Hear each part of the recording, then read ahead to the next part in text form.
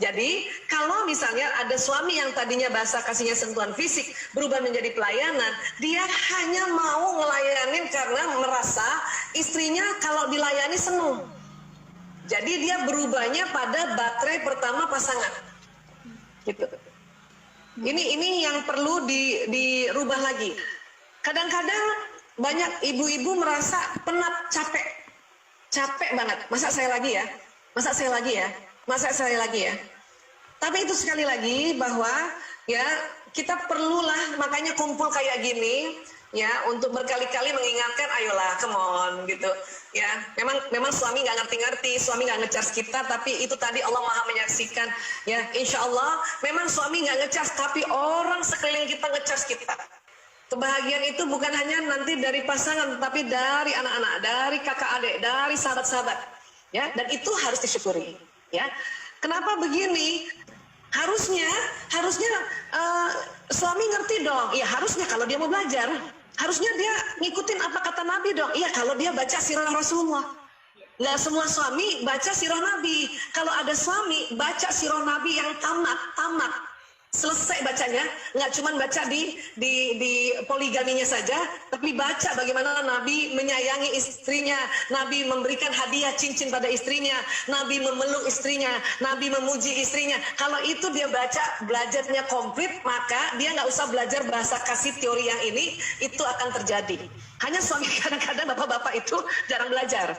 Makanya kalau ada suami dari teman-teman, suaminya ibu yang ya belajar atau senang baca sirah Nabi yang komplit, yang lengkap, nggak cuma separuh-separuh, nggak cuma soal perdagangannya aja, tapi bagaimana sikapnya Muhammad Rasulullah pada istrinya, itu bersyukur banget,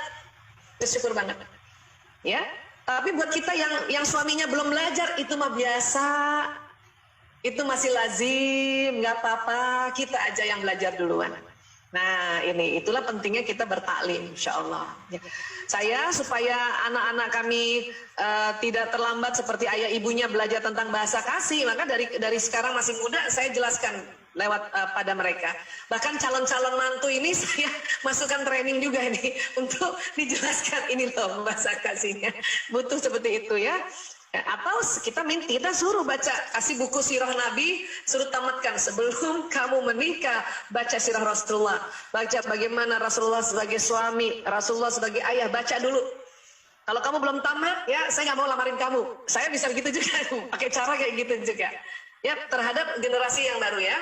Kalau kita memang generasi yang istilahnya generasi yang dulu belum belajar, maka sering muncul konflik-konflik itu. Yang penting kita sadari bahwa oh iya karena kita belum belajar, itu saja. Ya, dengan kepahaman itu makanya Allah nanti penuh kasih sayang. Jadi bukan suami yang ngecas, Allah langsung yang ngecas kita, insya Allah itu. Ya, seperti itu kira-kira. Mudah-mudahan bisa. Sudah ada ya Bu ya, udah ada di dalam, tinggal kita aktifasikan ya. Semua mau tahu ya, udah ada, tinggal ya kita senyum aja, cari hal-hal yang menyenangkan ya, ini ngobrol sama teman-teman misalnya ya, olahraga sedikit karena gerak atau perbanyak sholat ya kan keluar juga cara-cara itu ya, perbanyak baca Quran, udah itu kan insya Allah ya, insya Allah. Karena kita bukan apa-apa, suami juga nggak ngerti, jadi kita perlu kasihan sama mereka, kasihannya mereka nggak belajar gitu. Jadi bukan kita kasihan sama mereka, kasihannya udah nggak belajar ya. Ya kasihan aja tuh asal kata dari kasih kan, penuh kasih. Assalamualaikum Bu Isa. Kalau suami baik kasihnya hadiah, tapi saya tidak bisa memberi hadiah barang. Apa bentuk hadiah yang bisa kita kasih selain barang? Monggo Bu. Makanan, minuman, atau hadiah yang diberikan oleh suami kita simpan baik-baik. Kalau perlu harus ada lemari khusus, jadi hadiah yang diberikan oleh suami simpan baik-baik. Itu buat suami yang bahasa kasih primernya hadiah, dia melihat hadiahnya disimpan istrinya baik-baik, diatur baik-baik, itu sudah sangat senang.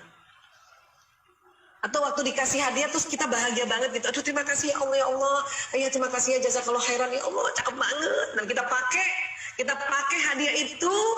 Suami yang bahasa primernya hadiah itu dia ngecas ya, dan kemudian kita balas dengan hadiah apa, bikinkan minuman, terus kita bilang hadiah buat Abi kopi cappuccino misalnya, bercanda gitu, itu terpenuhi insya Allah ya. Itu kayak gitu. Pokoknya kalau hadiah tuh enaknya kayak gitu ya, nggak mesti kita balas hadiah, apa yang diberikan itu disimpan. Termasuk anak-anak ya, ada anak baterai primernya hadiah. Ciri-cirinya setiap hari kasih ibunya hadiah yang dia bikin sendiri, misalnya dia di kertas, dia gambar krayon, dia tulis Miss You Umi, dan kita dikasih dan kita harus, ya alhamdulillah bagus banget nak. Simpanlah di tempat yang bagus. Karena banyak ibu waktu dikasih hadiah oleh anak yang baterai primernya hadiah, cuman ini bagus, cuman gitu aja terus disimpan sembarangan. Itu sedihnya minta ampun. Dia akan jadi anak pelit nanti. Iya. Kayak gitu. Jadi kita harus jaga-jaga itu baik-baik gitu. Jadi kalau ada tempat yang memang kita ya, bahkan anak yang baterai primernya hadiah, apa yang dia dikasih oleh bapak ibunya dia simpan baik-baik tuh. Ya. Jadi pernah saya tanya sama ada anak yang baterai kasihnya hadiah. Saya tanya sama dia, menurut kamu bapak ibumu sayang sama kamu? Sayang banget Bu Aisyah. Kenapa? Sini Bu Aisyah. Ya, saya diajak ke kamarnya, dikasih lihat nih. Ini ada boneka waktu ibu pergi kotor. Kok kamu tahu? Kamu ingat? Ya saya tulis itu. Ada tulisan oilnya soalnya. Misalnya gitu. Ya, ini waktu ibu saya ke Eropa, ya. Kenapa? Ya karena ini bajunya ada tulisannya Europe. Gitu. Itu ditaruh nggak dipajang. Berarti anak itu baterai primernya hadiah. Nah itu. Dan orang yang gini, kenapa ada suami yang jarang ngasih kembang ke istrinya? Karena dia baterai primernya bukan hadiah. Kalau suami yang baterai primernya hadiah, dia pasti senang ngasih kembang, minimal pada saat anniversary. Kasih kembang, kasih coklat, kasih ya bawa martabak. Bukan berarti yang baterai bukan hadiah tidak memberikan hadiah, tapi baterai primer hadiah itu jelas banget, nyaris setiap hari dia membawa hadiah oleh-oleh kayak gitu. Dan kalau kemana-mana ingat oleh-oleh, ini belum dibeliin loh, ini belum dibeliin. Walaupun kita semua senang hadiah, tapi orang yang baterainya hadiah pasti dia lebih sering akan melakukan itu. Ya, jadi sekali lagi semuanya senang hadiah, tapi yang baterai primernya hadiah lebih senang lagi hadiah. Jadi nggak hanya bunga ya Bu ya, hadiah itu nggak hanya bunga loh ibu-ibu, tolong ya dicatat. Soalnya juga ada yang iri-iri ya, Bu saya, iya suaminya temanku itu romantis banget, suka ngasih bunga ke istrinya, suamiku nggak mau lupa. Itu tadi. Padahal di belakang ada bunga bang, ada segala macam, Bu ya itu juga hadiah. Nah, itu tadi, romantis tadi itu harus diluruskan. Romantis itu adalah kemesraan yang asyik, tapi berdasarkan pengungkapannya. Berdasarkan dia punya bahasa kasih primernya. Itu baru romantis. Jadi selama ini yang dianggap romantis itu ngasih kembang, meluk, cuman dua tuh. Hadiah sama sentuhan fisik, itu yang dianggap romantis. Padahal melayani, nyiapin mobil buat istrinya, nyiapin driver, ya, dia teleponlah orang-orang untuk layan, itu juga mesra itu. Jadi setelah ini ya tadi kata-kata juga ya, kata-kata dia nggak meluk tapi bilang ya seperti Rasulullah panggil Aisyah ya Humairah, itu Rasulullah itu 5 baterai kasih dia pakai terus buat istri-istrinya. Itu keren banget. Makanya itu tadi saya bilang, kalau ada suami yang dia baca sirah nabinya tamat, itu alhamdulillah tuh, selamat tuh istrinya tuh. Jangan cuma sedikit-sedikit aja bacanya. Pas yang di poligami baca 4 kali. Aduh. Sampai kata Ibu ya bolak-balik baca ulang.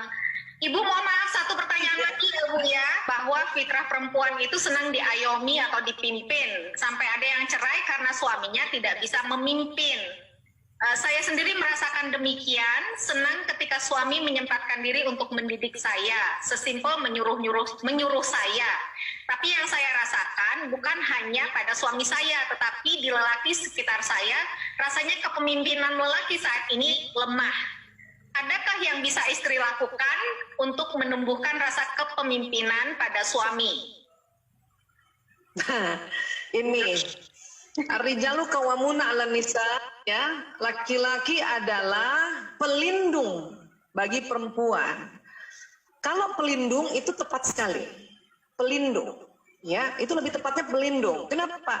Karena ditemukan di otak laki-laki ada otak melindungi perempuan, melindungi wanita. Itu namanya hipotalamus. Ada di belakang dahi ini ada bentuknya segitiga. Namanya hipotalamus. Ya, perempuan ada hipotalamus, laki-laki juga ada hipotalamus. Tapi hipotalamusnya laki-laki ukurannya 2,5 kali lebih lebar dari perempuan. Fungsi hipotalamus adalah menjaga keamanan. Laki-laki menjaga keamanan lebih bagus dari perempuan. Perempuan juga bisa jaga keamanan, tapi laki-laki lebih bagus lagi karena Allah memberikan fitrah hipotalamusnya lebih lebar. Nah, namun menjaga keamanan itu tidak mesti dilihat bahwa dia nyuruh-nyuruh kita atau mimpin-mimpin kita. Bukan gitu. Laki-laki jaga keamanan diam aja, walaupun dia diam, dia selalu jaga keamanan istrinya tanpa istrinya tahu. Dia siapkan banyak hal ya tanpa istrinya tahu, apalagi yang laki-laki yang memang nggak banyak ngomong. Jadi dia menjaga keamanan. Ya, jadi ar-rijalu qawwamuna itu adalah laki-laki menjaga keamanan perempuan, melindungi. Ya, nah, adapun kalau kita pengen juga si suaminya kayak dia, nyuruh dong, makanya nyuruh. Padahal si suami baterai pertamanya biasanya kalau istri baterainya pelayanan, suaminya yang baterainya sentuhan fisik. Kebalikannya juga gitu, yang istrinya sentuhan fisik, suaminya pelayanan. Saya dulu, sampai sekarang, suami saya bilang sama saya, kamu kalau ada apa-apa nyuruh aja. Karena dia pelayanan. Dia suruh saya begitu. Misalnya saya bebenah nih, tiba-tiba saya capek. Terus saya bilang, ayah aku capek banget bebenah. Apa dia bilang? Suruh aja, udah suruh orang. Karena dia pelayanan. Makanya dia memberikan saran, memberikan ide, memberikan juga nasihat, bentuknya pelayanan, udah suruh aja orang. Gitu. Nah saya, karena baterainya sentuhan fisik, maka saya menganggap kalau bukan saya ngerjain sendiri pakai tangan saya, itu nggak afdol. Iya kan? Nah, makanya bertengkarnya di situ. Kata suami, udah suruh aja orang, gitu kan? Berarti kan dia sayang sama kita. Terus kita bilang apa? Nyuruh-nyuruh orang nggak enak lagi ayah, mending kita kerjain sendiri. Ya, jadi Nggak nyambung. satu bertahan pada baterainya, satu bertahan pada baterainya. Kalau tidak dijembatani dengan ilmu pengetahuan, itulah konflik makin luas, ya gitu. Ya, nah makanya tadi kalau ada istri bilang saya kepengennya suami saya juga gitu dong, kayak nyuruh dong itu, karena dia yang si istri yang pelayanan. Iya, iya.